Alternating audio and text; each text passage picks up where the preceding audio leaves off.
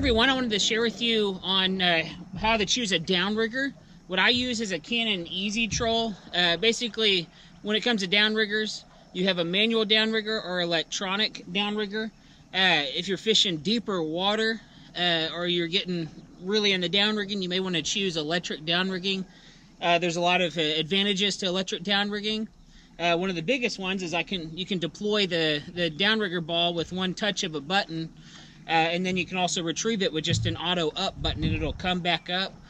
Some of the downriggers that are electronic will actually do some cool stuff, like stay a foot or two off the bottom of the lake. It can read the bottom and know, and you can program it how far you want it off the bottom. Other ones will cycle, so as you're driving it'll kind of continuously pulse up and down to cover the range of depth. So there's some reasons why you may choose an electronic downrigger. What I have is a Canon easi-troll. It's a manual downrigger. It's about $180, so it's not the cheapest one and it's not the most expensive one. I've owned it for probably 2 or 3 years now, and I've been very, very happy with it. Have had zero issues with them, so I highly recommend them.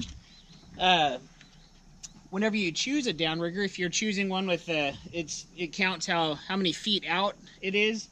Some of them will be out here on the boom.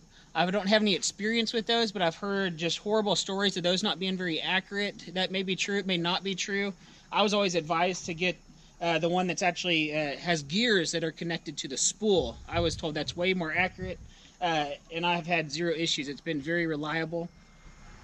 Your downrigger will come with some steel cable, and that works very well. One problem that I don't like, one problem I have with it, is that it makes a lot of noise. It makes a humming noise when you're driving. It doesn't seem to bother the fish at all, but it sure is annoying for me and my guests to listen to, so I changed my string out to 200-pound braid. Attached to it is a 10-pound cannonball, and then I use church tackle release clips, and they have been just awesome clips. Whenever it comes to choosing a ball, the bigger the ball, the less blowback. And what that means, blowback, as you're driving 2 or 3 miles an hour, the ball is going to push back in the water. So if you let out 20 foot of string, you may only be fishing 16 foot of water or something like that. That's called blowback. The bigger the ball, the less that is. If you put 20 feet out, you may be fishing 19 feet.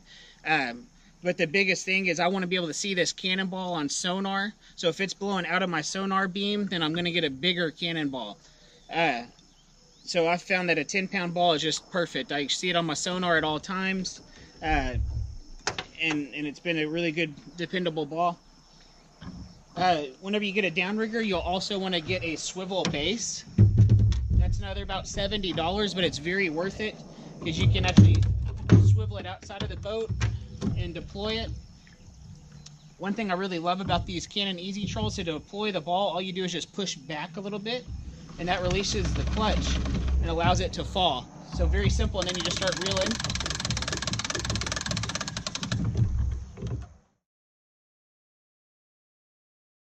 Or one reason you'll want to adjust this is if I'm trolling some bigger, heavier bait, then that'll tend to want to pull out of the clip and kind of falsely trip.